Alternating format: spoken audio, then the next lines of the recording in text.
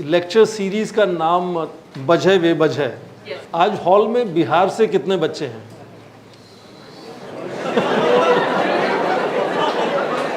किस कवित्री की मैं बात कर रहा हूँ? वो लिखती हैं वजह बेवजह मुस्कुराना होगा,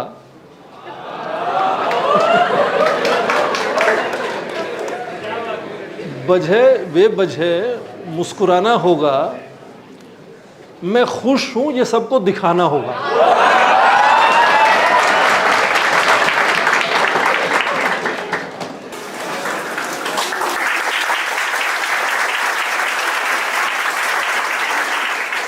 As you know that though it's a civil services preparation class, but I could have never disassociated myself from the love for academics. So every year we always try that you get this level of insight also. We have been consistently inviting the other professors too. Professor Happy Mon Jacob was here and others too. So now today, sir, and I think very interesting topic. Welcome, sir. Thank you. And they are just starters actually. Our newest batch, they have not actually studied much, but I think everybody is aware of India, China. So yes, the stage is yours, sir. And just Thank you so much. Thank you, Shubhra ji, and I suppose everyone can hear me. is it audible or you? Am I audible to the last row people? Excellent. Thank you. Thank you. I think first of all, I wish to sincerely congratulate Shubhra ji. As far as I know, for one more time she has her personal student being number one in the list of civil service this year.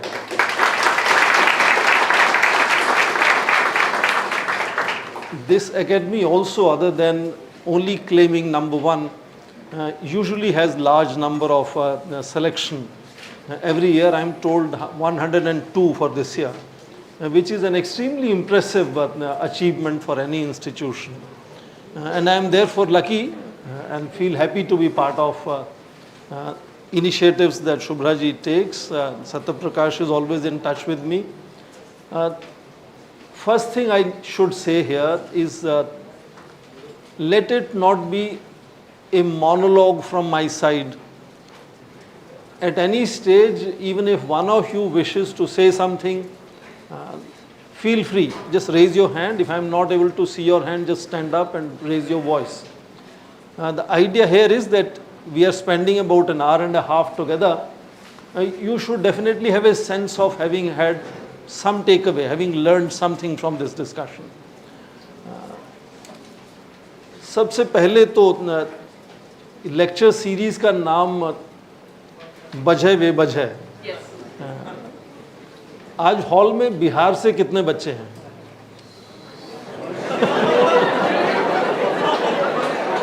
अच्छा नहीं आप लोग dominate करते हैं, मुझे मालूम है।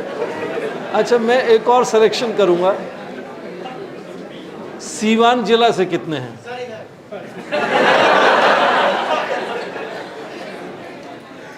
एक देश की जानी मानी कवित्री हैं, आपने नाम सुना है उनका?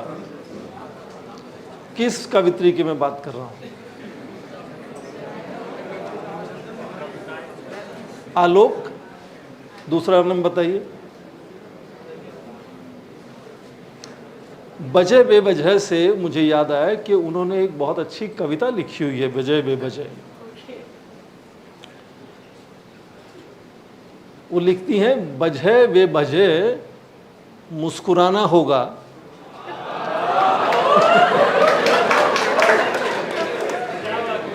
वजह बेवजह मुस्कुराना होगा, मैं खुश हूं ये सबको दिखाना होगा।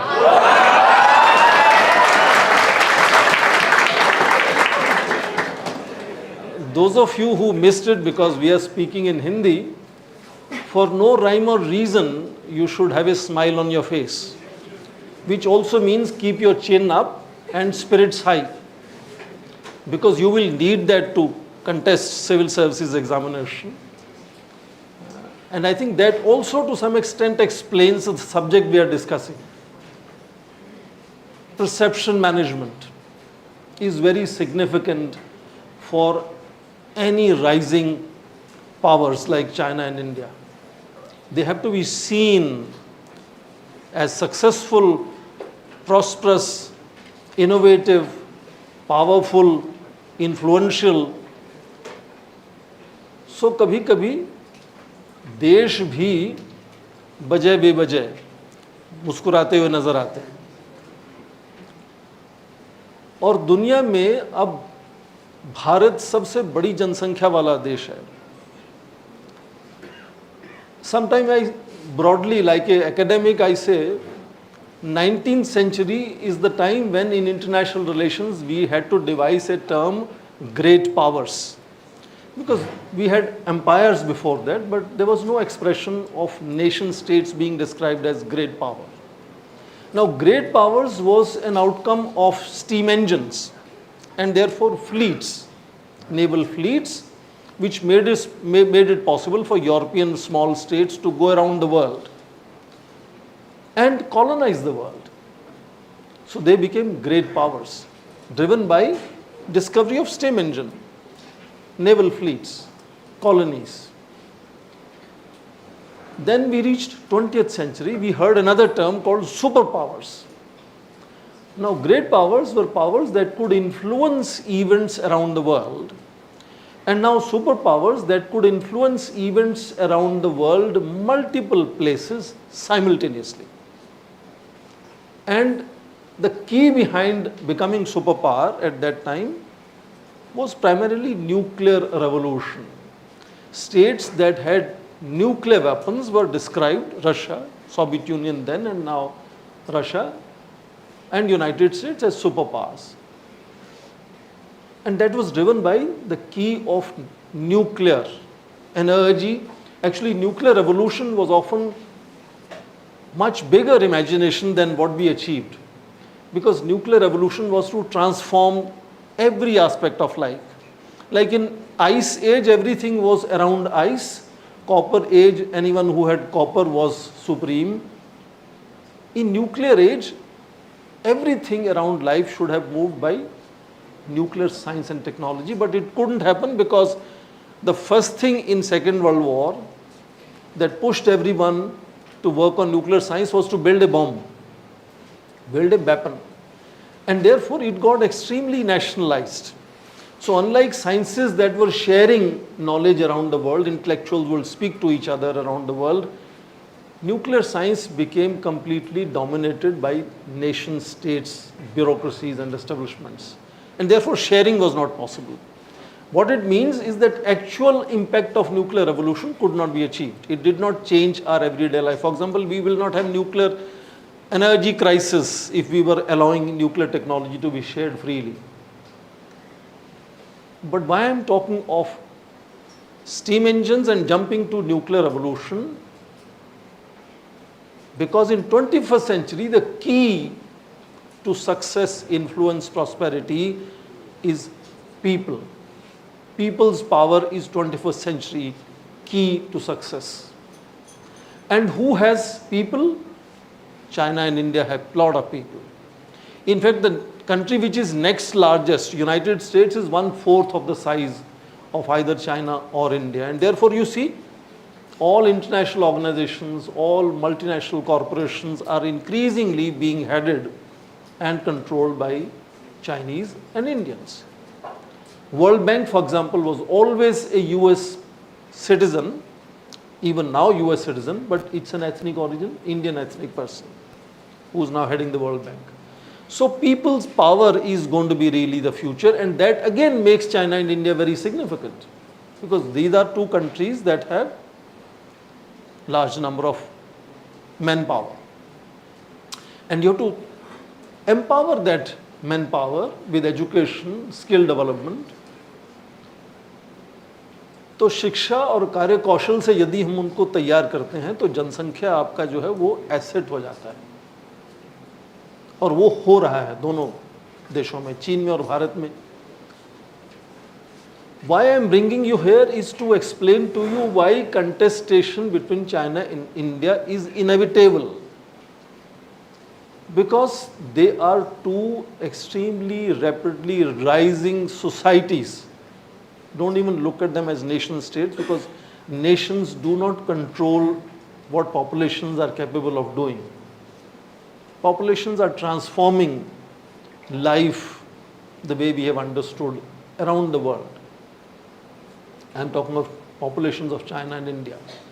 So even when the Chinese and Indian leaders over a period of time understood that they are on a trajectory where they need not get diverted into conflicts with each other, that means they understood how to manage their what we call historical and bilateral problems. They have moved into an entirely new situation where they are now having a much larger, intense and regular interface at regional and global levels. They learned how to manage bilateral issues, historical claims, and that was called a new chapter of maintaining peace and tranquility on the border.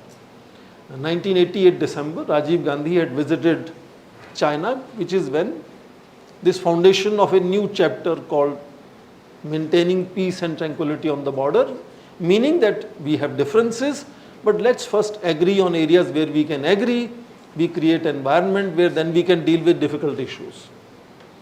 So they managed that chapter of maintaining peace and tranquility of last 30 years.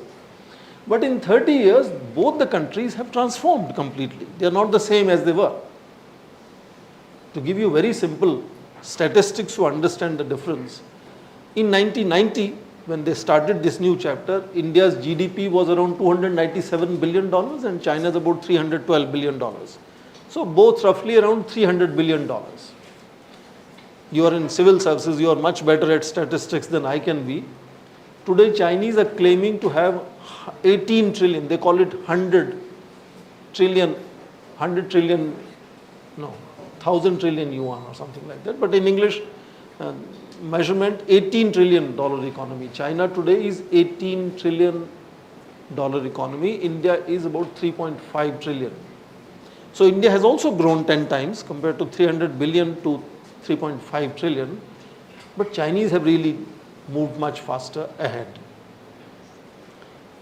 And when you have more money in your pockets, then you do things that you always wanted to do, right? For example, you wanted to buy more fancier automobile, Royal Enfield or something, you will go and buy it because you have money in your pocket. Nations also have dreams and ambitions. And incidentally, both China and India are also continuing ancient civilizations. So they have enormous amount of, whether you call it baggage or you call it an asset, they do have knowledge traditions. Sometimes they become baggage. For example, if your parents tell you never to smoke, then you maybe misfit in a particular group which likes smoking, right? So it could also be limitation, it could also be an asset, depends on where you are and how you interpret things. But fundamentally, both these are continuing civilizations and have had their own imaginations as to who they are. Chinese consider themselves as middle kingdom. They were the center of the universe. और महाभारत में हमें भी लगता था कि हम ही विश्व हैं. We were also Vishwa Guru in that sense. We are trying to come back and become Vishwa Guru. And therefore, when they have resources, leverages, skilled manpower, they want to achieve things that they always wanted to achieve, including their claims on territories. So they had imaginations of what territory is part of us. And both had frontiers that connected them. Some of you may have heard the expression Indochina. Indochina are 3 countries, Vietnam, Cambodia, Laos. Now that is where these two Sinic and Indic civilizations met each other. And the fusion became Indo-China region. Sometimes by mistake people end up writing Indochina for India-China, but that's a different region altogether. So here you have to write either India-China or Sino-India or something like that. So that kind of infusion in that region shows that they had their influence all the way beyond what are their current borders. India's influence is throughout Southeast Asia. You go to Thailand, you go to Cambodia, Vietnam, you see so much similarity in language, in names, in rituals, in traditions, in dress, in food. Likewise, the scenic world also, the whole Koreas, Japan, Vietnam. Now, they were not necessarily seen as nation states in ancient times, but they had a sense of what, in a crude fashion, you could call vassal states, subject territories. And in Chinese case, for example, emperor was son of heaven in the center, and then there were civilized subjects and there were barbarians beyond that. That was the imagination, that those who are not in Chinese control are not civilized. It's nothing strange. Europeans had the same feeling towards us. You know, most societies think that we are the smartest until they meet someone who's smarter than them. Therefore, when they are now becoming capable, they are trying to achieve things which they always wanted to achieve, meaning more influence, more leadership. Some of that contest also was visible in 1950s, 60s when both became independent. China got liberation, India became independent, but then they drifted into different sides. India came closer to Soviet Union, China became closer to United States, etc. But they were not still as developed as they are now. So, though they were ambition in 1950s to become Asian, model Asian leader, मंशा थी, हैसियत नहीं थी. आज मंशा भी है, हैसियत भी है, तो कंटेस्ट इसलिए भी है. और बायलैटरल इश्यूज को ठंडे बस्ते में डाल दिया, पीस एंड ट्रैंक्विलिटी वाले में, पर अब ये रीजनल और ग्लोबल लेवल पर नई नई मुद्दे हैं. There are new issues that they are dealing with. Climate change is a new issue. Terrorism is a new issue. World Trade Organization has several dispute mechanisms, how they should be managed, who should be sitting on what office. United Nations, for example, has 15 agencies. Who should be chairing those agencies? It has 6 organs. Who should be dominating those organs? WHO का debate आपने सुना होगा. Either Chinese are directly controlling it or indirectly controlling it. China's influence in elections around the world, for example, in Australia, in United States, in Canada, are in debate. So countries are now facing issues that they were not facing before. For instance, you may have heard China-India trade has increased suddenly. China-India trade, I think the last count was 125 billion US dollars. In fact, it was rising during the tension time. When there were border tensions, there was pandemic, everybody thought no trade will happen. China-India trade was rising by 43% for that year. Now it's good news, but it's also bad news. Bad news because it has become virtually one-sided. China exports 90%, we export 10%. और एक तरफा दोस्ती तो बढ़ती नहीं है. I think young people understand when I say this. When you have one-sided trade, where will you go? You can't take it too far, right? So that deficit is a huge problem for about almost 18, 19 years now. But other than that, when you have suddenly increased economic relationship, there are added irritants that never existed before. For example, India could suddenly think of tightening the quality controls of imports. India could start regulating China's investments into e-commerce. Most of you must have suffered TikTok being banned in India. Now, if there was no TikTok in India, there is no banning of TikTok in India. So there are issues, what I'm saying, that have cropped up afresh that were not before. Now China and India trying to influence Southeast Asia, ASEAN countries, for example. India has a look east, then an act east policy. Thank you. China also wants to engage that region. You are reading about something called Indo-Pacific geopolitics, where Indo sounds like good music to us. Now it is Indian Ocean and Pacific Ocean. It has nothing to do with India. But there are new things in geo-economics, geopolitics that make China and India have an interface.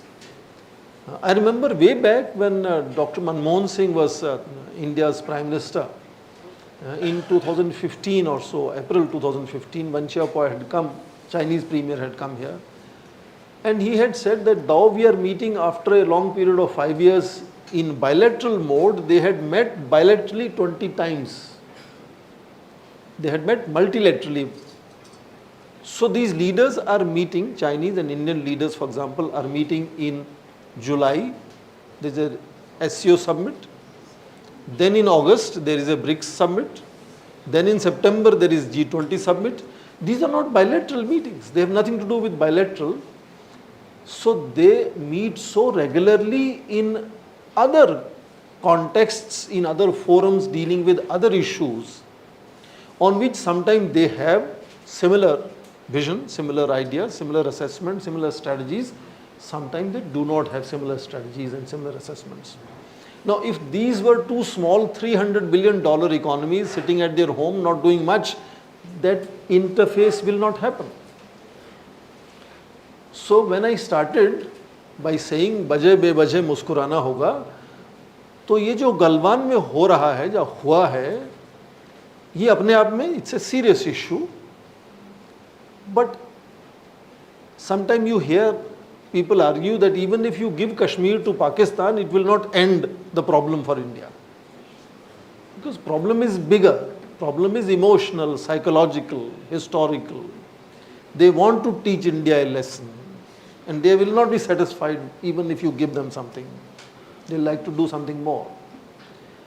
So, hypothetically, again, Galwan is an issue, but it becomes much more complex issue because there is huge other baggage that guides as to how at various levels, whether it is the corps commanders, they have meetings, 18 rounds of talks have happened after Galwan, about half a dozen interministerial meetings. There is a working group on consultation and coordination on China-India border affairs.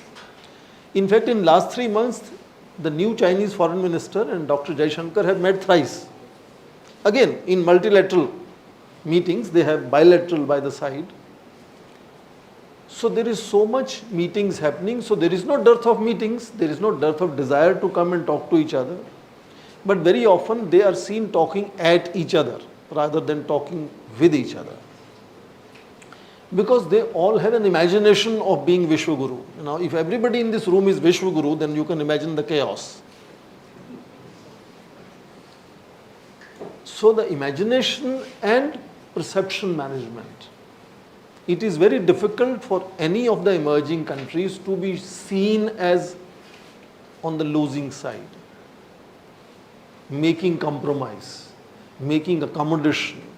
Everyone, in fact, most of the wars, other than very few rare occasions when war actually ends up in complete decimation of one side. In fact, in last 100 years, most wars end up in what we say, stalemate. They don't have clear victory and defeat. So both sides go home claiming victory. So if I was in Pakistan discussing with students of Pakistan, the narrative there will be they have been victorious in all wars that they fought with India. So everybody goes home saying, I've taught the other side a lesson. So here again, India and China do not find it easy to say, I am willing to give up this territory and let us solve the problem. That is one. Second, even if you think you can give the thing and solve the problem, it's not going to solve the problem because that is not the problem. बुखार हमें होता है वो बीमारी नहीं, वो symptom है बीमारी का. It tells us something is wrong in the body. So Galwan is a symptom of a problem.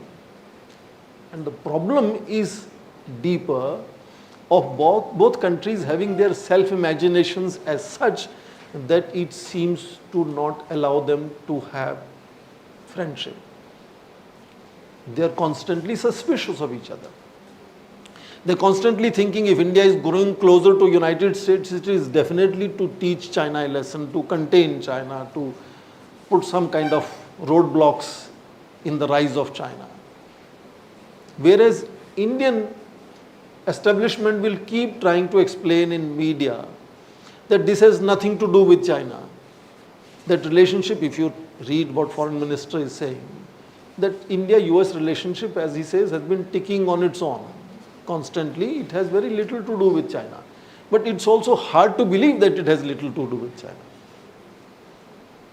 Because obviously there's a tension with China, and that has led to China-India trade staying around 125 or even less. I think last year it came down to $113 billion. India-US trade is shooting up. It's $190 billion now. So it's almost claiming to be double, twice that of India-China trade. And of course, United States also is emerging as leading defense partner for India, and I think this visit will lead to opening a new chapter of co-production, not just imports. United States, as you know, about 40+% of global exports of defense are from United States. That's a good thing, but that could also be seen as a not so good thing. Because if your earning depends on creating poison and you're selling poison around the world, that could be one way of looking at it. The other way of looking at it is that it is supporting its allies to ensure their national security. It always depends on how you wish to analyze a situation. Now, Russia with Ukraine crisis is becoming less of an attractive supplier of defense technologies. India was constantly depending on Russian defense equipment. It has come down from almost 67% to 47% in last 20 years. It was already reducing. But now Ukraine crisis not only brings down the imagination of Russian technologies, but also their capacity. They have to produce for their own war first. They are not going to give it to others. So whether they are capable of actually, even if they wish to and I wish to take, will they be capable of supplying on time? So number 2 exporter, Russia, is almost now getting marginalized. France is emerging as the second largest. China, the third largest. Surprise. China also supplies to a lot of what they call appropriate technologies. They are not the most advanced, of course. So this again makes a situation which impacts Galwan. I mean, I can to go to nitty-gritties of Galwan if somebody wants, but the bigger picture in which Galwan is located is what I am sharing with you. Galwan is a symptom as much as it is a problem. Yes, good.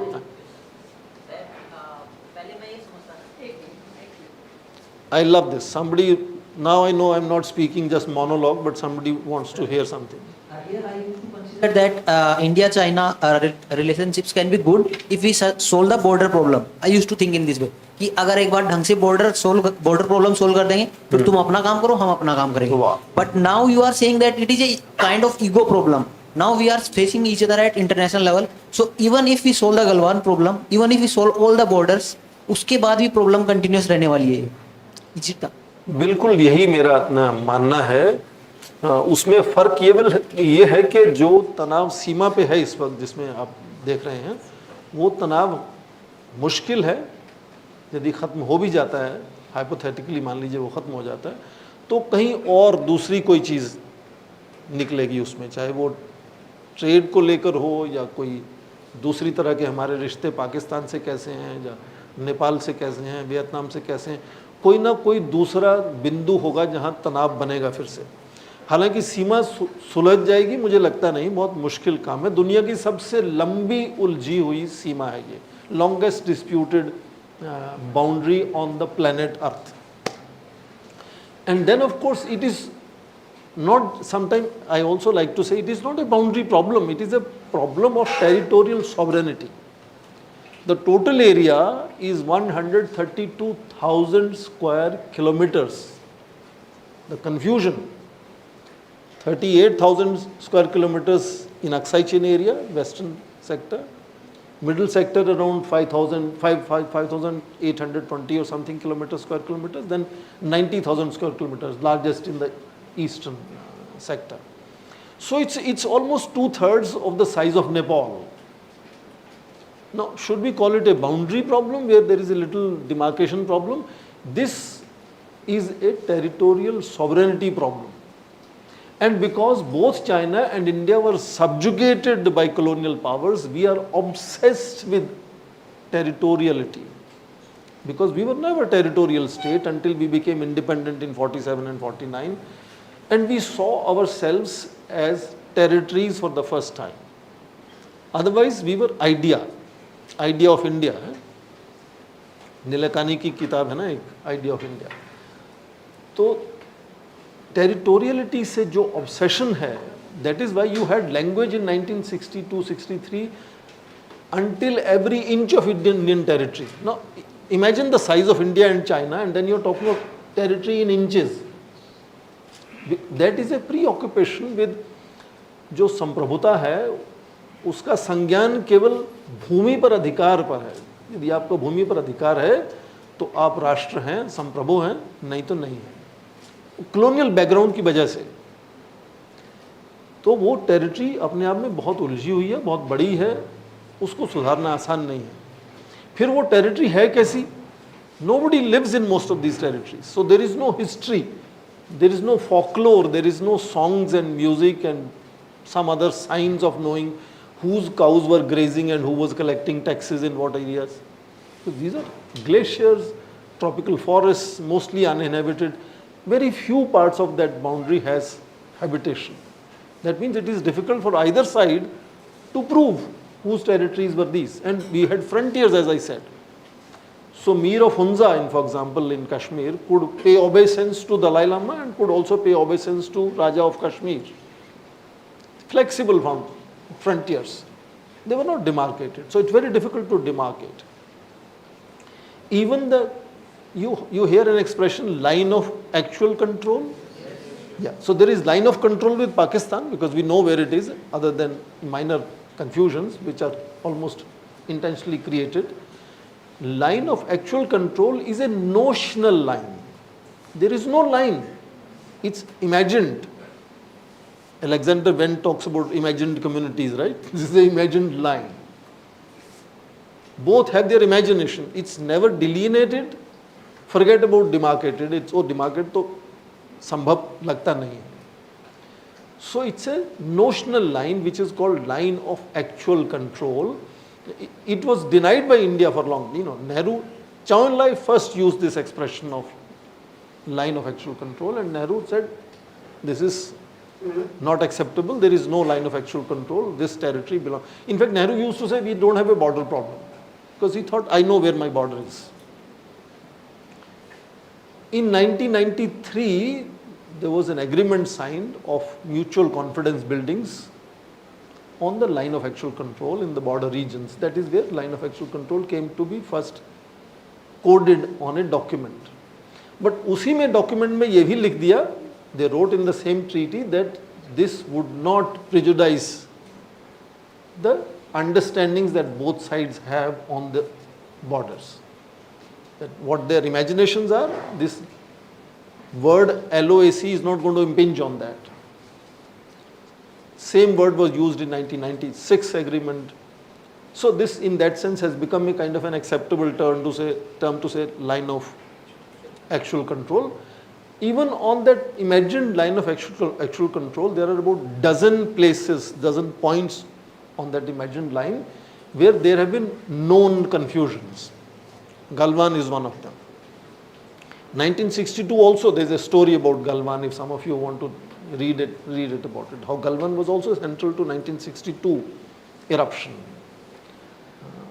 Now let me come to brass tacks. I painted a bigger picture, historical and larger. Let's now come to brass tacks. Even if China and India are buddies, friends, like I pick up two of your best friends from here and say, solve karo. Solve nahi hoga. Because I said it's a territorial sovereignty issue, it's a large territory, there are no records, there is no historical way of In fact, Himalayas, I could even talk geologically, are evolving territory. They are the youngest mountain, they are still forming. So watersheds can move around. So even if I draw a line, I go next year, that river has moved on the other side of line. It's evolving geologically territory. So it's not easy exercise is what I'm saying. Now come to the fact that there are more money in the pocket on both sides. When countries have more money in the pocket, they give it to their citizens. So professors have better salary, doctors make more money, traffic constable who just made some money from us in the bay, we made a wrong U-turn while coming here. So also militaries get more money. So China and India today are world's second largest and third largest defense spenders. Now when you have that kind of resources being made available to your armed forces, then not only their body language changes, when you have more money, your body language is different, right? When you just got a check from home, first week your body language is different. Then second week again body is different because no money. So when you have bigger budgets, you have better infrastructure on both sides. See, China and India are both building. And keep in mind that China is 5 times larger, right? Or even 6 times if you want to exaggerate it. But definitely 5 times larger. So their budget is about much bigger. We are about $70-80 billion. They are about $230-40 billion. So infrastructure on the ground, roads, telecommunications, hospitals, schools, they are both developing now smarter villages on the frontiers. You are reading about them. India also, Vibrant Villages India initiative and welfare villages in China's. Some 672 last count, and they must have crossed 700 villages being created like that. आप मुझे रोक दीजिएगा जब भी रुकना हो. See, teachers have this habit of going on. now मुझे इतने audience मिले हैं ना तो आज तो एक मैं अपनी बात थोड़ी सी खत्म करूं फिर आपके पास आऊंगा. Infrastructure has suddenly become much more better. Just like Gadkari ji कहते हैं ना अभी वो 1.5 घंटे में ऋषिकेश, 2 घंटे में देहरादून. तो बहुत से लोग गाड़ी लेके निकल रहे हैं.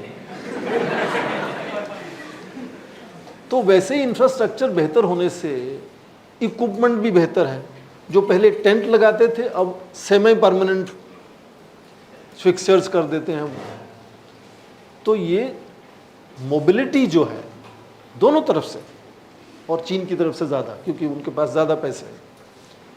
Mobility has increased. So if incursions were happening 200 times earlier, now they are happening 600 times. Incursions meaning, in my judgment, when they have crossed into what I think is my territory. Ingressions or incursions. So more regular, more frequent incursions are happening. More larger, bigger equipment is moving forward. Larger number of forces can be brought forward much faster. And that body language is different, right? Now, if soldiers meet more frequently with greater intensity of angst or anxiety or anger, there is greater likelihood of skirmish, tension, face-off, whatever word you use it. And sometimes you are bound to lose temper. That's what is happening on the border. Without talking of high politics, on the ground, simple things are changing and that are creating certain situations. So therefore you had a new reality where, for example, in 2013 in Chumar, Chinese forces came forward and stayed there for 3 weeks. They would not just meet each other, drop some toffee or chocolate covers or sometimes write a graffiti. They now settled there and it took 3 weeks to get them out. And then you had Doklam, 72 days. And now you had Galwan, last 3 years. Forward posting, forward deployment. So because हैसियत है, sorry.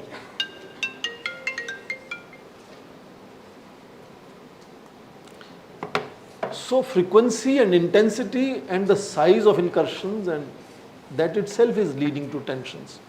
And last point, I'll come to you soon. What happened in April of 2020, for the first time, Chinese incursions of that high intensity magnitude happened in 4 places simultaneously. It had never happened 4 places simultaneously. And then of course it created such a tense situation that people died. Chinese claim only 4 soldiers died. Most of the world believes 40 plus died. 20 soldiers from Indian side also made their supreme sacrifice, as we say. And since then forces are deployed because China with all the neighborhood had a policy of what you keep hearing, 2 steps forward, 1 step backward. तो अभी भी वो जितना आगे आए हैं 7 जगह पे 5 से पीछे हट गए हैं, but they have created what is called buffer zones. So I come forward, you go back. I go back and I say you won't come here anymore. So right now 2 places, Demchok and Depsang, if you are interested, those plains. The last proposal India again rejected, because that is where graziers, all the goat wool business, they graze there and they won't be able to do that now. So India has rejected the last proposal as of now.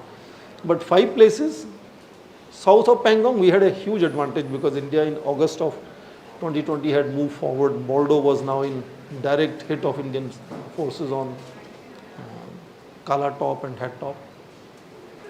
So there is a separate interesting episode going on there. I hope no Chinese is sitting there. Okay, let's go to his question. Why what happened?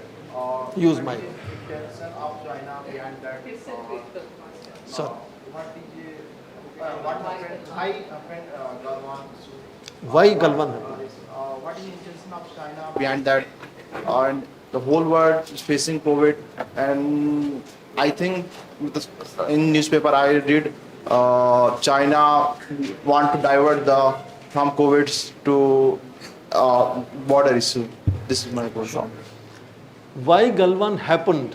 I was giving you very innocuous explanations that if you have better infrastructure, frequency of, that face-off increases, sometimes you lose temper. I was making a very monotonous understanding of how it could have happened. But then of course the point he's raising also brings in things like equations between People's Liberation Army and political leadership. Some experts believe that in situations where President Xi Jinping is trying to exert his singular power over the entire country, military, media, masses, all have to be connected to the core of the central leadership of party, which is Xi Jinping. It is sometimes speculated that some people are not happy with that and sometimes they want to create issues. In fact, when last time in 2019 President Xi Jinping was in India, then something on the border had erupted and somebody believed that maybe that was to indicate to Xi Jinping that he is trying to be too pally with a country. The forces are not happy with it. They want to communicate that to him. So there are always insinuations that Galwan could also be a reflection of disjunction between political leadership where they want to go and the military leadership where they want to take the leadership to. But it could also be as well indication from the political leadership. Xi Jinping is known to be a leader who wants to become omnipowerful, as we say. So he, yes, someone has a, yes, please go ahead. Jain sir. Jai. Is it fruitful to have geosyn sea level talks with China? Like हम already 17-18 times बात कर चुके हैं पर कुछ निकल नहीं रहा है सर उसका. ये सवाल इतनी देर के बाद आया है, ये अक्सर बहुत जल्दी आता है. Thank you. See, you're sitting far away. I told you to stand up if I don't see you, but good you spoke. ये अक्सर सवाल पूछा जाता है मुझसे भी और बहुत लोगों से, कैन वी ट्रस्ट चाइनीज, है ना, ये मन में आता है कभी कभी, कैन वी ट्रस्ट चाइनीज, और सब लोग ऐसे ऐसे कर रहे हैं.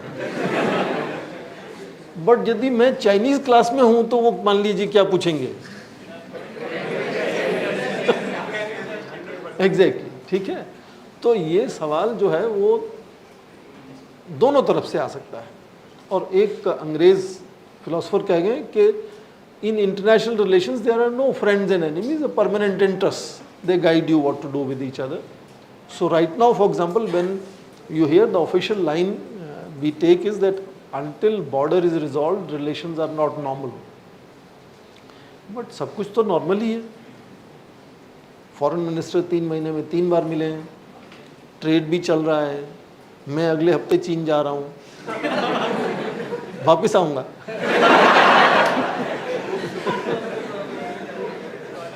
So yes, I think it's a question which is very interesting. There are always issues of trust, and one has to be careful how much to trust and how much not to trust.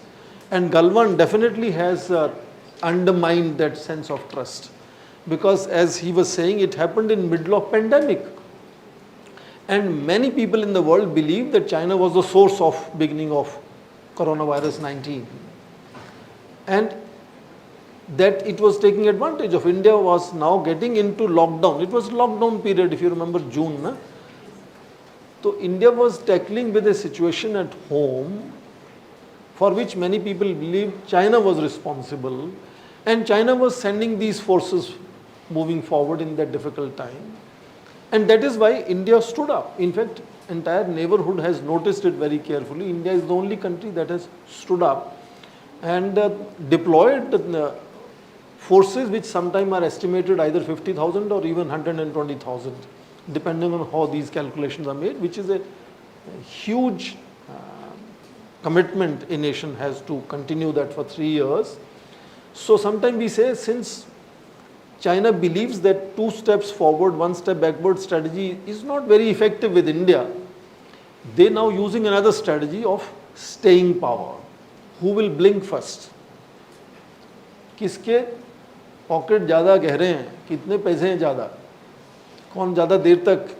और China में communist party is only party controlling, so they don't have opposition, they don't have media, they don't have social media, young people write all kinds of interesting things on young media, so they Chinese don't have to worry about domestic constraints that India sometimes faces. So they think India will blink first and find out some way of resolving and drawing back their forces. But India has so far stood up. So in that sense, yes, 18 rounds of core commanders talks have happened. But let us not also forget that it's not nothing is achieved. I said 5 places disengagement has happened. So starting with Galwan immediately, then in August, I think last year, north and south of Pangong Lake, both sides withdrew, because I said south of Pangong, India had an enormous advantage. So Chinese are happy to achieve that disengagement. Then of course Gogra and Hot Springs, and then yes, there are 2 people I'll take together. Sir, what is the way forward? Let the mic come so that last row people can hear, otherwise they'll start different stories.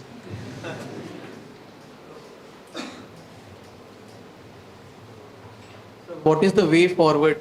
For example, China से अगर हम war के लिए जाते हैं तो वो एक इकोनॉमी जो 6 टाइम्स बढ़ी है, और अगर हम पीस की बात करते हैं तो सलामी स्लाइसिंग कर रहे हैं कि आप थोड़ा सा आगे जाओ, फिर वो बफर स्टेट बना देते हैं, फिर हम पीछे आ जाते हैं। तो इंडिया दोनों पोजीशंस में वीक है। What is the way forward for India? Way forward. Let's take his question also. Can somebody pass on that? Sir.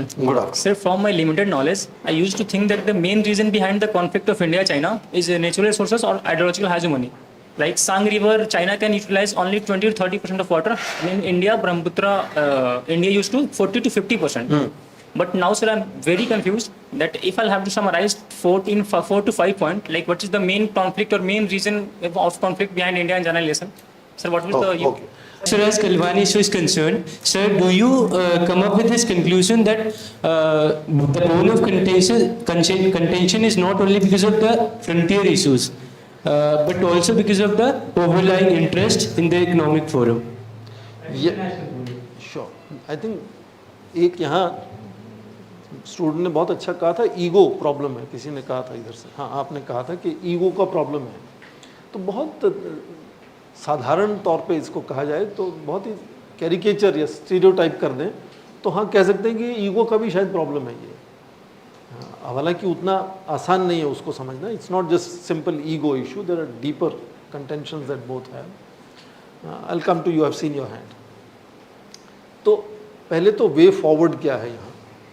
Way forward मुझे लगता है how to manage that relationship, because we are not just the largest population countries, we are fastest growing economies, largest defense spenders, nuclear weapon states. So managing the problem, I think managing our irritants such that, कभी कभी मैं कहता हूँ life is a package deal ना, उसमें ऐसा नहीं कि सब कुछ अच्छा ही होना है, but is your package deal heavy on the positive side और heavy on the negative side?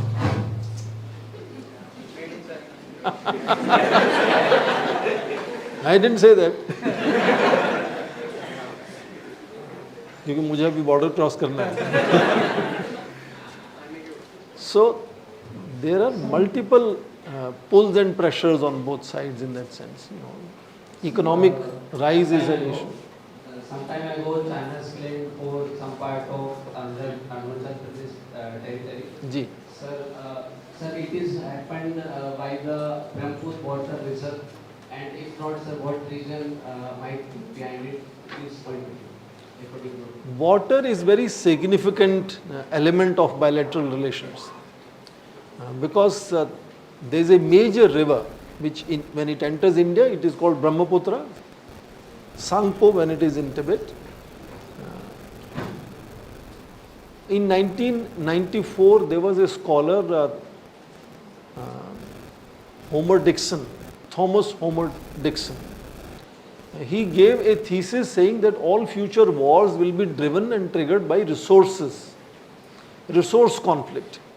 All conflicts, wars will be driven by resources, and he talked about resource shrink because of population growths. Consumptions will go up and therefore resources will become less and there will be fight for resources. Water, he said, is one of the important. In fact, there is a whole school of thought called hydrohegemony.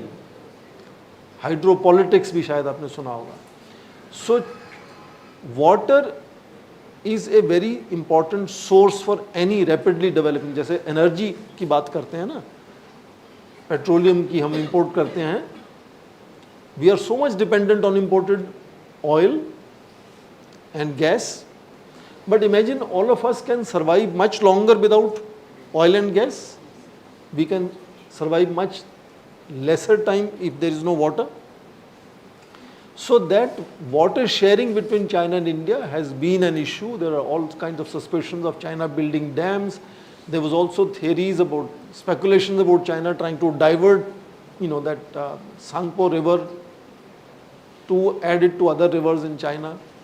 So yes, that's a issue between China and India, but I am underlining repeatedly, these are symptoms of something basic, something deeper. That is the contestation or competition that these two countries will inevitably throw up to each other, because they are both similar size population, developing countries. China is ahead of us, but it calls it a developing country. Yes. Sir, I have a quite general question. Sir, which strategy benefits the most, either zero-sum game or a non-zero-sum game? Zero-sum game is a quite dated and crude way of handling relationship. And zero-sum game sometimes is not very exact way of understanding equations. No relationship can be completely zero-sum. It's not that your loss is your friend's gain 100%. You may be either losing more and he gaining less, or you may be losing less and he gains more. So zero sum imagines that my gain is my enemy's loss and my enemy's gain is my loss. And that is a crude way of understanding a relationship, particularly in today's world when we are so connected with each other. World is so deeply interconnected is what has made China such a influential player. Because unlike 19th, 20th century great powers that depended on military naval bases, military power, and wars to become influential, Chinese didn't do that. Chinese used economic relationship. They improved trade and sometimes only one-sided trade, and then to huge investments. You have heard Belt and Road Initiative. They are going around the world building mega structures, big things for everybody.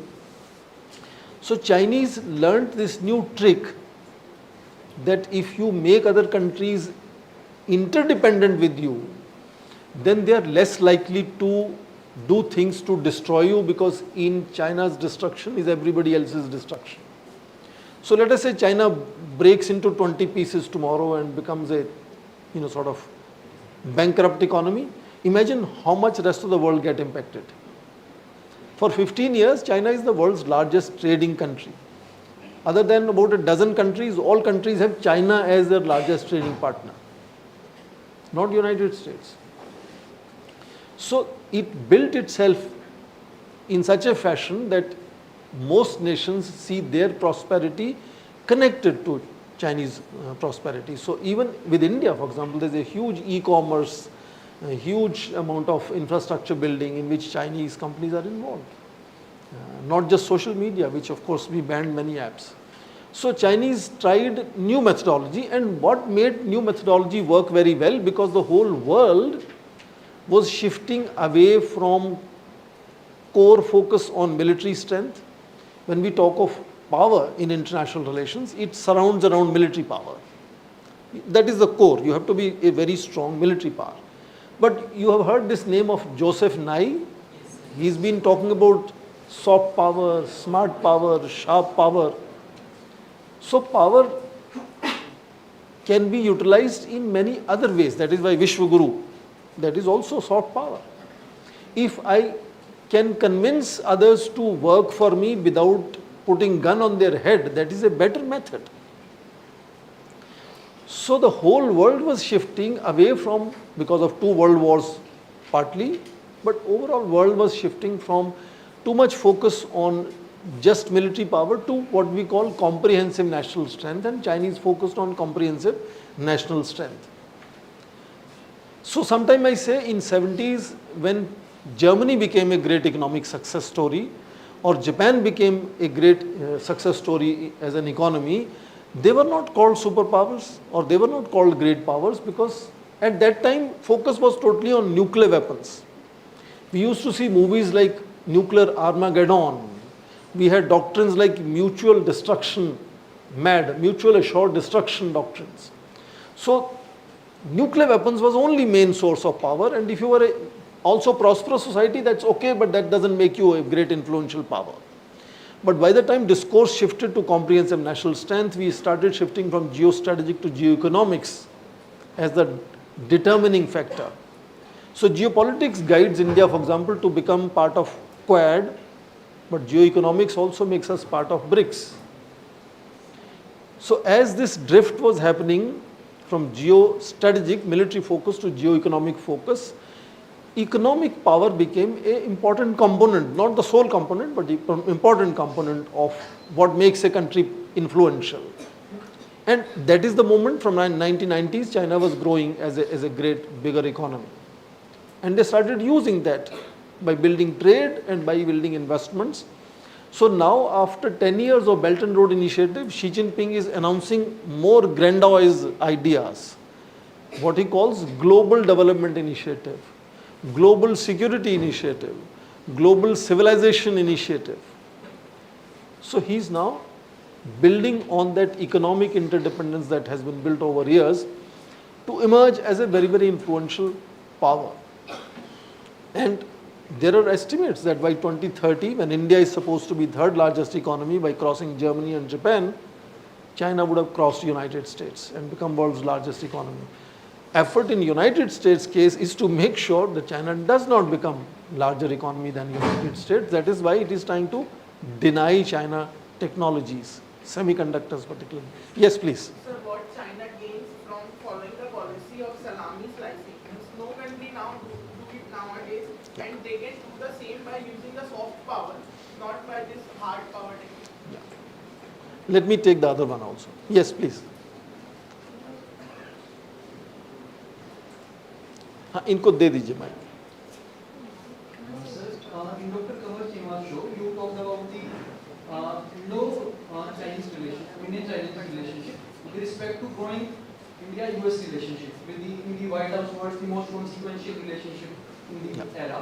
So, what is the effect of Indian-US relationship with the India-Chinese relationship with the opening of NATO Plus and right now MQ-9 Predator drones and these type of technologies? What will be the effect on the Indian-Chinese relationship? I think let's take his one more question.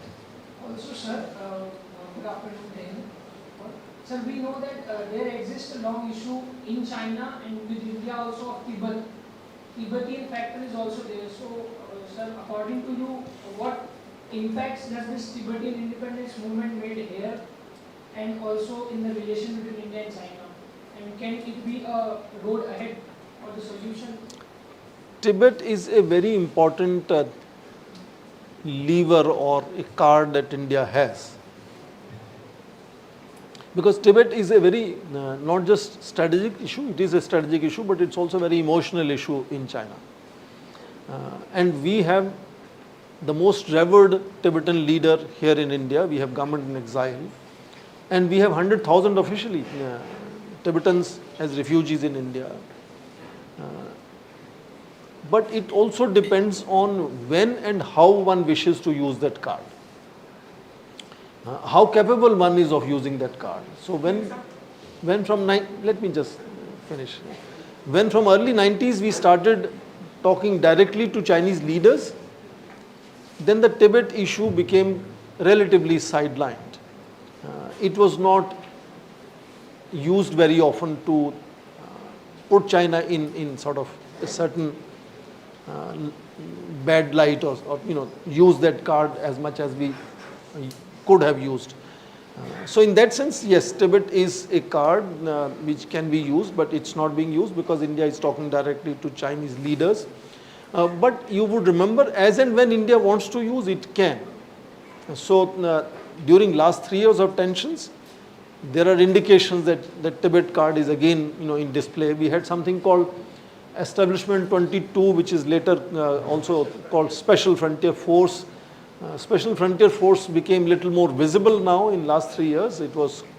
India has several, I think about a dozen special forces meant for very different things. Some are meant for frontier areas, some are meant for sandalwood thieves in southern India, someone is meant for Prime Minister's security. There are many special forces we have. And one special force was the one we are talking of, Special Frontier Force, largely constitutive of Tibetans, refugees in India, and later some, I think Nepalese also into it, which primarily was to deal with China, but they also contributed to all other wars of India. For example, even in Kargil war, they had a role. So this was kind of a covert force, and lately has kind of come into light. One of their soldiers who died in his funeral, one of the BJP leader had attended, and then of course that tweet was removed, etc. So relatively more visibility. Let me take one or two questions. Yes, please. Sir जैसे China काफ़ी helpful रहा है पाकिस्तान के लिए. एक minute, जिसके पास mic है उसको बोलने दीजिए. हाँ, माइक किनके पास है वो बोले प्लीज. यस सर, चाइना काफ़ी जैसे प्रोजेक्ट्स वगैरह में पाकिस्तान का हेल्प किए जा रहा है, तो पर वो प्रोजेक्ट्स इंडिया के लिए कुछ इश्यू क्रिएट कर रहे हैं. तो सर अगर एक पल को मान लिया जाता है कि हिंदुस्तान चाइना के रिलेशन इंप्रूव हो जाते हैं, तो क्या चाइना पाकिस्तान के साथ जो संबंध है उनको कुछ कम करेगा हिंदुस्तान को खुश करने के लिए? और वहीं अगर यूएस को देखते हैं जो हमेशा चाइना को काउंटर करना चाहता है, तो क्या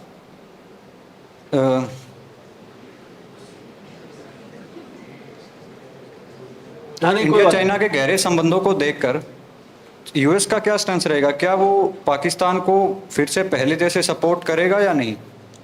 सबसे पहले तो राष्ट्रों में, देशों में आपसी संबंध कभी भी ऐसे नहीं होते हैं जो बहुत अच्छे दोस्त हैं, जैसे ब्रिटेन और अमेरिका.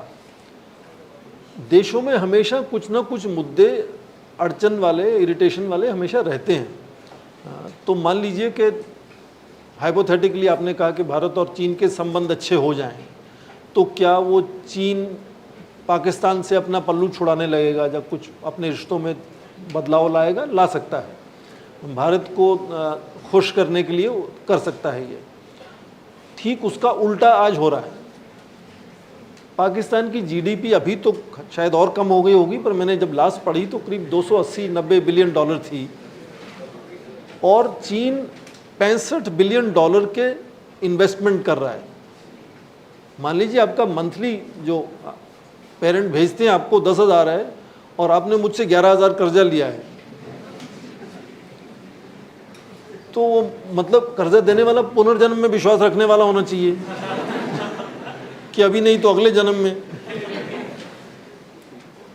तो चीन का जो निवेश पाकिस्तान में है उसका केवल सामरिक एक्सप्लेनेशन है, आर्थिक कोई उसका एक्सप्लेनेशन नहीं है, क्योंकि वो कभी भी हैसियत में शायद नहीं होगा कि वो वापस दे पाए कर्जा अपना।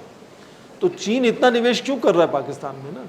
क्योंकि पाकिस्तान पर अपना पूरी तरह से प्रभाव बनाए रखना चाहता है। बड़ी मज़ेदार बात यह है कि वो शायद बहुत एक अकेली उदाहरण है जब चीन या कोई एक देश दूसरे देश में निवेश करता है और उस देश को कहता है कि 15,000 की फौज खड़ी करें ताकि जो मैं निवेश कर रहा हूँ वो साजो सामान और मेरे जो इंजीनियर्स हैं वो सेफ रहे। तो यदि आपको इतना ही भरोसा है अपने दोस्त के ऊपर, तो फिर आप निवेश क्यों कर रहे हैं? और उसके बावजूद अक्सर ऐसा होता है कि चीनी इंजीनियर उड़ जाते हैं, ले जाते हैं, बम फटते हैं, ये होता है। तो उसका सामरिक वजह है कि चीन इस क्षेत्र में पूरी तरह से अपना प्रभाव बनाना चाहता है, उसको अफ़गानिस्तान के साथ जोड़ता है, वहाँ उसको कॉपर नज़र आता है। तो चीन के अपने कारण हैं, और चीन को ये भी तो पता है ना कि जो ज़्यादातर दुनिया के मुल्क हैं, most of the countries have investments from developed Western nations, G7 countries, European countries, partly because of colonial connections, partly also because they are advanced in technology. So China can only invest in other countries where these countries have no reach. So therefore China के हिस्से अक्सर वो Cambodia, Laos, Afghanistan आते हैं। हालांकि धीरे धीरे Europe में भी उसका इन्वेस्टमेंट होना शुरू हो गया। शायद कोई और कुछ कहना चाह रहे थे जी। Sir, excuse me, good evening sir. Sir, अच्छा आफ्टरनून से इवनिंग हो गया। आफ्टरनून से इवनिंग हो गया अभी। Sir, will China invade Taiwan, and if it does, what should be India's response to that? And in case China gets involved in a conflict with India, will that not necessarily translate into a two-front war with Pakistan and China of India? And if a two-front war happens, is India prepared for that? There are two questions here. One is if Taiwan is invaded, how will India react? My sense is it will be foolish, counterproductive, dangerous idea for China to invade Taiwan, and I don't think any sensible Chinese is thinking of doing it. Because that will put the entire world together against the Chinese. Because China has already rattled much of the powerful countries around the world, and they will need an excuse to teach China a lesson. So it's counterproductive. In any case, Chinese don't want it. What Chinese want is enormous economic connections with Taiwan. Taiwan is a very advanced economy. They are leading production of semiconductors. So Chinese would not like to destroy that golden goose that gives golden egg. So they have enormous intersocietal relationship. There are two political parties, main political parties in Taiwan, DPP and Kuomintang. When Kuomintang Nationalist Party comes to power, they are relatively softer on China. When DPP comes to power, they are relatively trying to push towards autonomy. Meanwhile, 8 year cycle चल रहा है इन दो political parties का। Kuomintang आ सकता है Kuomintang, but कुछ लोग कहते हैं नहीं DPP फिर आएगा। बट ये सब के चलते क्या हो रहा है, धीरे धीरे दुनिया में अब केवल 13 छोटे छोटे देश बचे हैं जो ताइवान को मान्यता देते हैं कि वो एक नेशन स्टेट है। Only 13 countries today recognize Taiwan as a nation state. So China's effort will be over a period of time 0 countries recognize Taiwan. So if that becomes a reality, Chinese will have to do nothing. Because if 0 countries recognize Taiwan as a nation state, Meanwhile, China is trying that Taiwan doesn't become part of any international organizations. For example, WHO में उसको नहीं जाने दिया. So that kind of strategy is what China is aiming at. But yes, there is a possibility of tensions erupting. For example, when last year in August, American House Speaker Nancy Pelosi paid a sudden 3-hour visit there or something like that. Suddenly tensions cropped and a lot of military exercises happened at that time. So tensions can happen, mistake can happen, but I don't see Taiwan militarily being taken over by Chinese. Second question you had was, I forgot what was your second question. India capable on two front. Oh, two front wars. Again, same answer. Yeah, I remembered your question. Ma'am has helped me to remember your question. I don't think again it makes any sense for either China or India or Pakistan to go into war, because these are going to be completely counterproductive. Particularly China and India are on growth trajectories, and war will push them at least several years or decades. We don't know what kind of war will happen. It is also possible because they have many other levers to arm twist each other. Why will they use the crude weapon of an actual full-scale big war? Galwan, in my assessment, was an aberration. I don't think either side wanted to go that far, but it just happened. It can happen. I always also say, I just told you, China is second largest, India is third largest defense spender. There are large armies, nuclear weapon powers. Always you see skirmishes on the border are pushing and shoving, stone pelting, iron rods. That looks like some 16th century armies fighting with each other. But underline that there is enormous restraint involved in doing that, because both sides understand they cannot afford to fight a war. It is not that they are not capable, they are quite capable, but they intentionally, it's like you keep pushing some guy and he doesn't respond to you. It's not necessarily that he's not capable of fighting, he just chooses not to fight with you. It's not good time for him. He will choose his time. So both sides have also intentionally maintained a very strong sense of control and not letting things go out of hand. To me that is a sign that China and India don't want to fight a big war. Because when you fight a big war, the military industrial complex of developed countries will become richer. You know, sometimes you see when Middle East suddenly found oil, they also found a lot of conflicts with each other. Is there a correlation? You heard something called petrodollars term? So now India is making money. Are we going to get into also a lot of conflicts? We should avoid. Learn from others. We are not going to spend all our money on buying weapons. We have other things to do. Educate young children, make them more productive, become second, third largest economy if possible. So I think there is, if one has to be devil's advocate, possibility of something like that, but I don't see not even a single front full-scale war happening. Forget about two-front war. Of course, armed forces are paid to think of worst-case scenarios. You know, armed forces have to be prepared for worst-case scenarios. So I'm sure army leadership is keeping in mind how to deal with two-front warfare, even 2.5-front warfare if you include internal crisis. So armies are of course trained and prepared to deal with that. But as an academic, I don't think that's a very, very possible scenario. Good evening, sir. Jai Hind. Yes, Jai Hind. Sir, I would like to ask two questions, sir. First, sir, don't you think, sir, that India should drop its plans of multi-alignment or non-alignment system and should get along with America and other NATO members? And along with that, sir, why in spite of talking so much about trade deficit and all, we are seeing always the rise of the trade between India and China, on which India is always on a losing side, sir. So what are the solutions to these problems? Yes. First about giving up multilateralism. I think to some extent multilateralism is India's DNA. You can't shed easily.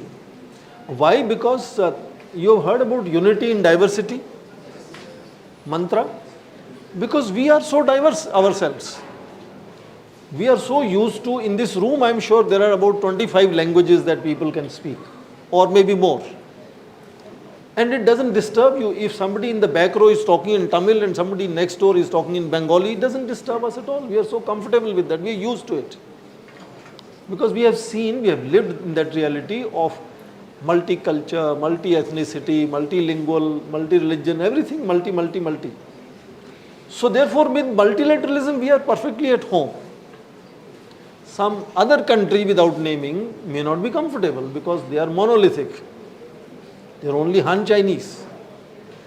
So India in fact feels much at home in multilateralism, and therefore is not seen inclined to join. And in fact, if you keep hearing again, we have a very articulate foreign minister now. He says we are world's largest population country, 5th largest economy, ancient civilization continuing. We don't have to join any grouping. We are our own group.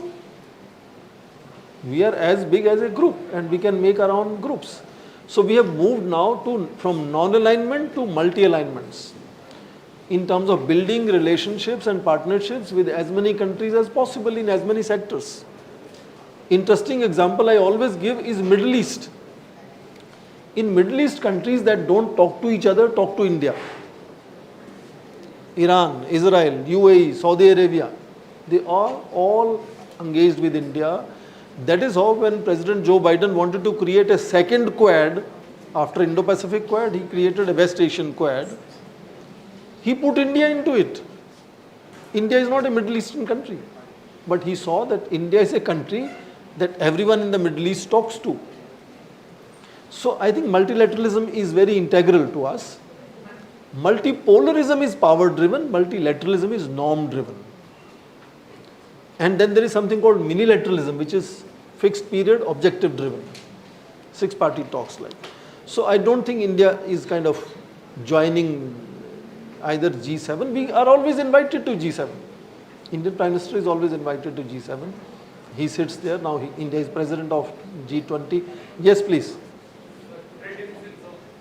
Trade deficit is a bad thing because, as I said, एक तरफा व्यापार चलता नहीं है. But apparently Chinese have not helped us because Chinese have to open up and create more opportunities for Indian exports to be absorbed in China so that trade can be more balanced between two sides. It hasn't happened. Some people might say India has to become more competitive also. But sometimes also economists tell you that buyer is doing a favor to the seller, because otherwise that is going to become overproduction if consumption doesn't happen. And Chinese need to understand that if India is importing so much more from China, they should also create possibilities for Indian exports to China. It hasn't happened in 15 years. They tried other strategies. You remember Prime Minister Modi had started informal summit meetings with Xi Jinping and started opening India to investment, saying that if Chinese begin to come and produce in India, that will do two things. Reduce the reason for India to import because now it's being produced locally. Second, make India more competitive in exporting. So a lot of phone companies came and started producing in India. One Chinese automobile factory was supposed to open in Gujarat. So that effort was also made, but then we got into pandemic and Galwan, which is the talk today, which again has kind of put this whole new initiative, new way of thinking in a cold storage. There was also this whole thinking of 2+1, that China and India together will invest in third countries, which also because of this Galwan issue is now not being engaged very seriously. Yes, yes.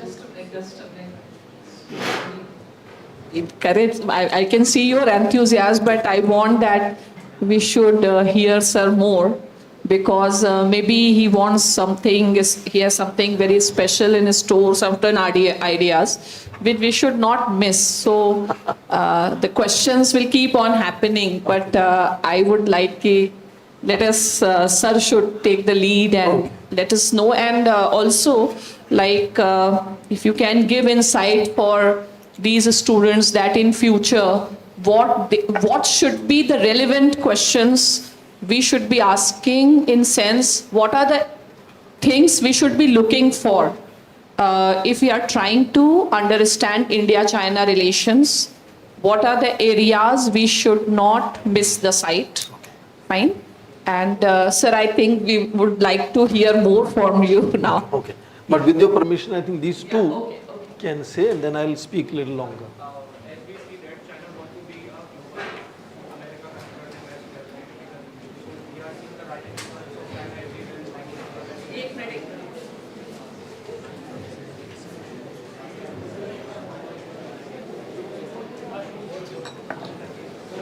That China want to be a global power, so America considered themselves as their competitor. And we are seeing the rising influence of China everywhere in the world, like in Indo-Pacific, in Middle East. So in the Indo-Pacific, we call the term like string of pearls. Sir, but there are some strategic interests of China also in that region and in Middle East also. Now we have seen that China was negotiating the peace deal between Saudi Arabia and Iran.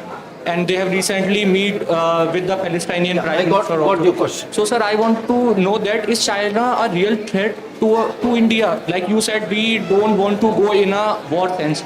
And, sir, if the question come in exam about the rising influence of China in the world, what kind of answer we should write? Should we counter the rising influence of China, what we are doing? What kind of answer we should write in the exam if it's come? Okay, I think there was one more question. The former Foreign Secretary Shyam Saran said that India is receding in China's rear-view mirror. Sir, aren't we lacking the fundamental unit of development? That is the human resource.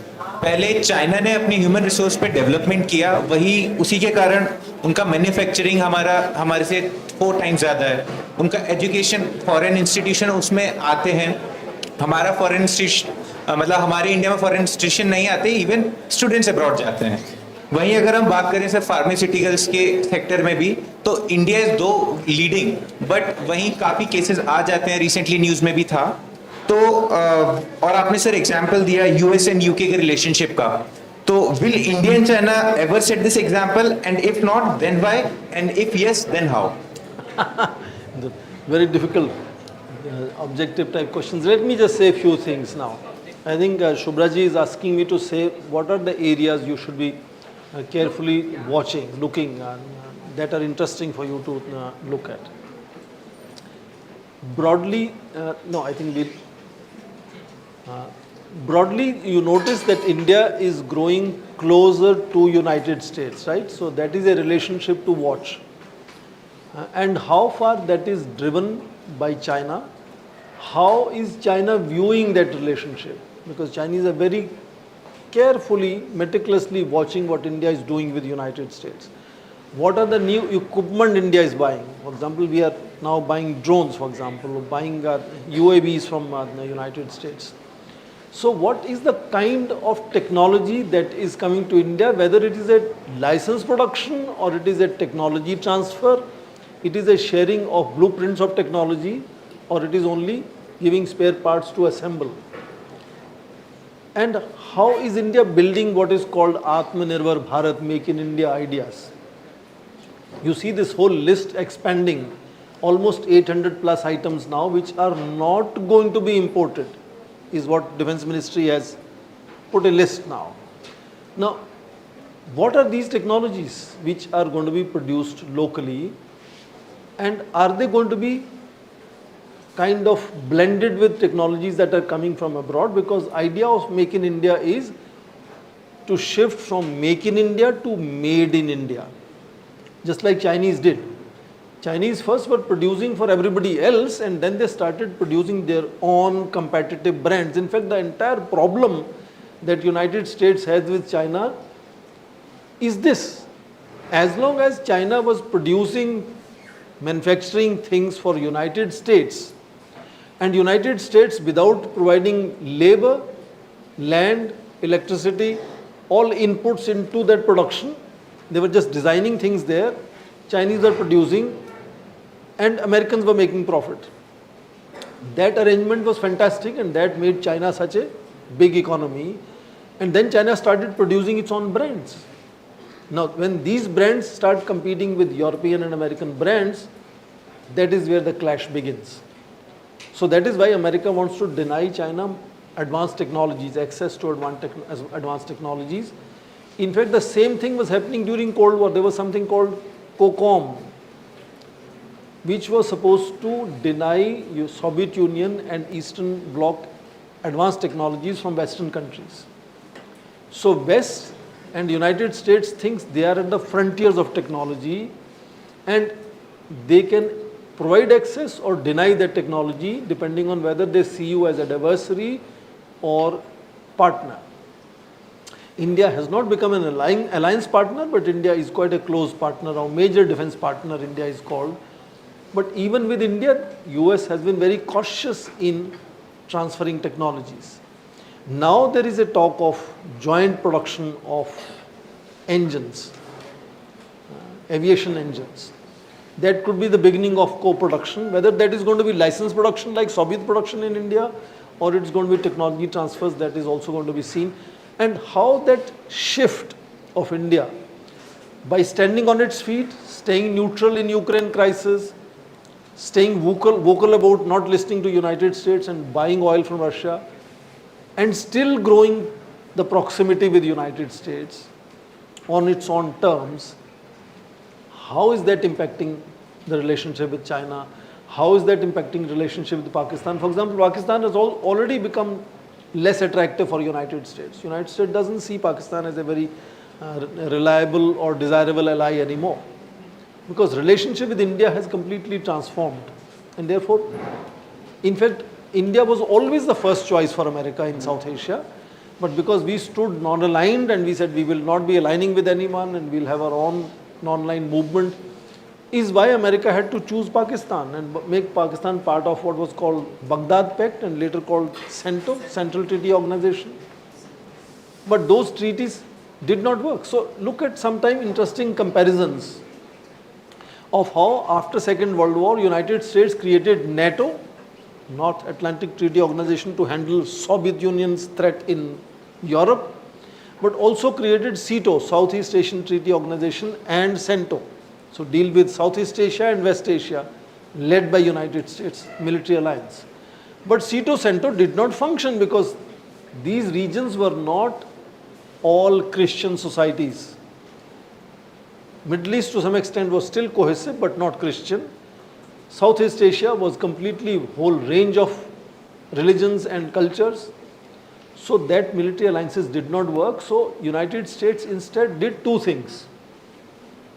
One is called hub and spokes, which means signed bilateral alliances with Korea, Japan, Philippines, which were hubs in crisis situation, could involve other friendly countries as well into it, hub and spokes. Second was, this was hard balancing of threat in East, which is China, Soviet Union in Europe, NATO, SEATO, Center for China. Soft balancing happened through ASEAN. ASEAN was created to soft balance containing communism spread in the region. Now same ASEAN during the East Asian financial crisis saw China as the first country that came to rescue. And thereafter China has become much closer and friendlier to ASEAN. So ASEAN therefore doesn't serve American purpose of being a strong counterbalance to China.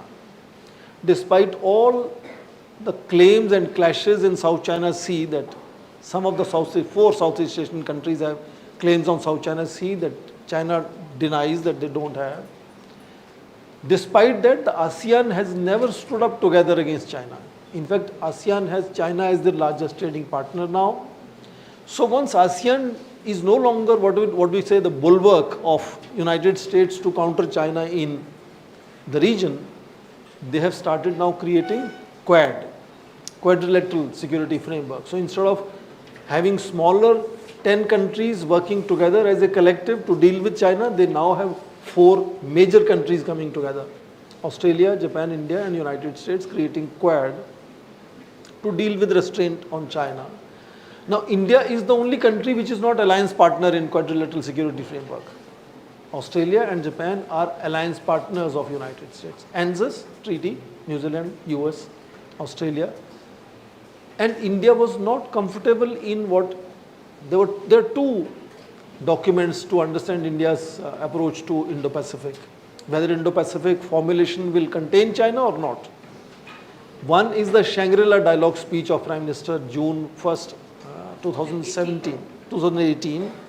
And last year in September, there was a speech in Chulalongkorn University in Bangkok by Foreign Minister. These are two documents.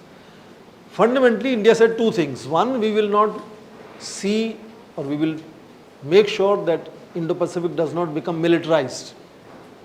That was a clear indication to United States, Australia and Japan that Quad will not be militarized. Pompeo, the Secretary of State, Mike Pompeo, was very determined to make a Quad into a military kind of a platform. Chinese used to call this is becoming Asian NATO. India never was comfortable in turning Quad into Asian NATO. So therefore, September last year, Joe Biden started another initiative called AUKUS, Australia, UK, US. That is now handling the military posturing, submarines and other technologies. Quad is only doing non-traditional security at best, but other than that, critical technologies, climate change, pandemics, this is what Quad is doing, because India wanted not to turn Quad into a military organization. So in that sense, India's standing up to certain issues has been over a period of time accepted by other countries in that sense. So India in that sense is engaging United States on its own terms. You have to understand that India is not being pushed by China, that's one element, but also India is not changing its policies just because United States will do some, will carry some favor to us in that sense. And that is the kind of new India, confident India, that with all its flaws, I'm not saying there are no issues, there are no problems, there are challenges, a lot of challenges in the country. But if you look at the bigger picture, how is India seen as a country as a whole? There is definitely much more visibility that India now has. Whenever you travel even to smallest countries now around the world, you don't have to tell where is India, what is India.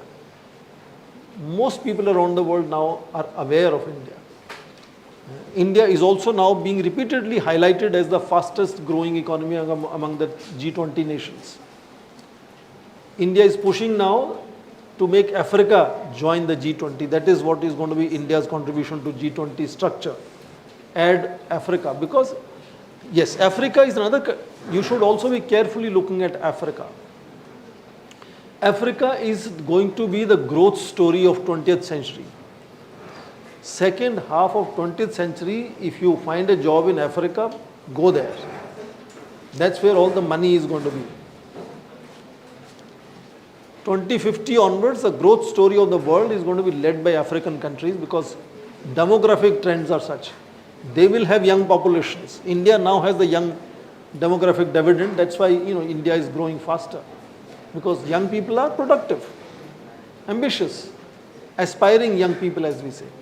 So Africa is what China has already engaged very seriously. China is all over Africa. You go to several countries in Africa, at the airport you will see Ethiopian language and Chinese language, no English. So either you have to know Chinese or Ethiopian. So they've been building infrastructure there are about 1 million Chinese across Africa now, working on various projects. India has also had a traditional link with South Africa, whether it is Gandhi or it is Indian diaspora across. Indian diaspora is all over Africa. In some countries they are the business moguls, they are the big business people, Guptas in Kenya, for example. So India also now is understanding the game plan and is linking increasingly with Africa. And this is an important initiative Prime Minister is taking to get Africa into G20. So look at Africa as a possible growth story. How is India engaging with Africa? So I think I should stop here. I get an understanding. You have other things to attend to. My best wishes to all of you.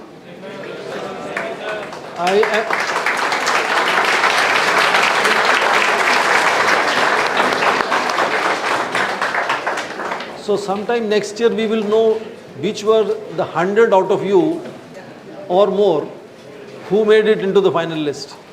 Best wishes to you.